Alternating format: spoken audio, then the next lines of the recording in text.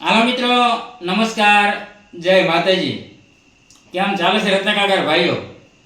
મિત્રો, દિવાળી પછી અમે મુહૂર્ત કરી અને પછી મેં કીધું લાવો આજે કયા હીરાનું મુહૂર્ત થયું છે ને એના લઈને આજે આપણે વાત કરવાના છીએ મિત્રો.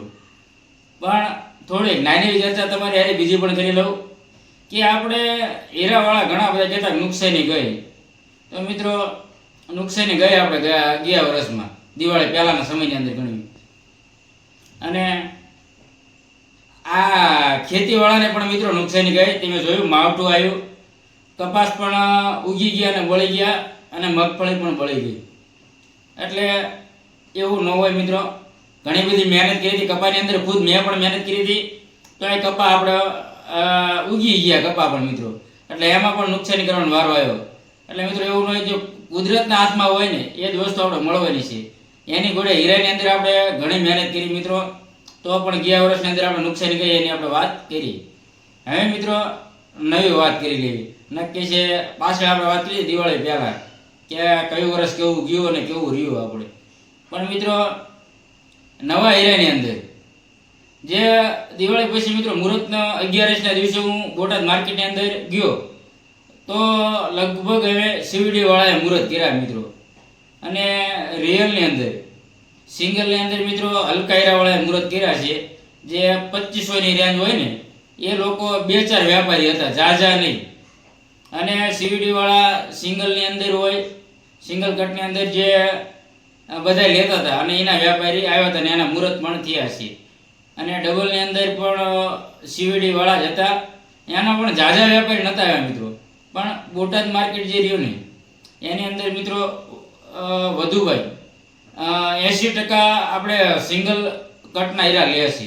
બોટાદ માર્કેટવાળા સિંગલ કટના હીરા લે છે, ડબલ ઓછું. પણ ધીમે ધીમે એ પણ વ્યાપારી હવે ડબલના હીરા લેવા માંડ્યા છે મિત્રો. ડબલ કટની અંદર એટલે તેમાં થોડા ઘણા વ્યાપારી છે. અને મિત્રો આજની આપણી જે વાત છે કે સીવીડી વાળા મુહૂર્ત કરે છે મિત્રો. રિયલ વાળાને ખૂબ જ તકલીફ પડે એવું છે મિત્રો, કે રિયલ વાળા મુહૂર્ત પણ નથી કરાયું. રિયલના વ્યાપારી નહોતા આવ્યા, હજુ મુહૂર્ત પણ નથી કર્યા. અમે પૂનમના મુહૂર્ત કરશે, દેવ દિવાળીના દિવસે પૂનમના મુહૂર્ત કરવાના છે. આપણે જે વ્યાપારી ભાઈબંધ સર્કલની અંદર હોય એમને પૂછ્યું તો કે પૂનમના મુહૂર્ત કરશું સિંગલ કટવાળા. ડબલવાળા તો ઉપર જેમ તમને વાત કરી કે વ્યાપારી ઓછા છે તો એ લોકો ઓછા છે. અને સીવીડી વાળા ઘણા બધા મુહૂર્ત કરી નાખ્યા છે અને ચાલુ પણ થઈ ગયા છે.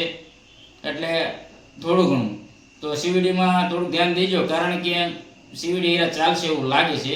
ક્યાં સુધી ચાલે એની કોઈ ગેરંટી નથી. વારંવાર દરેક વિડીયોની અંદર કહું છું મિત્રો કે આનું કોઈ જેવું લાગતું હોય ને અઠવાડિયાનું એવું તમને કહેતો હોય છું.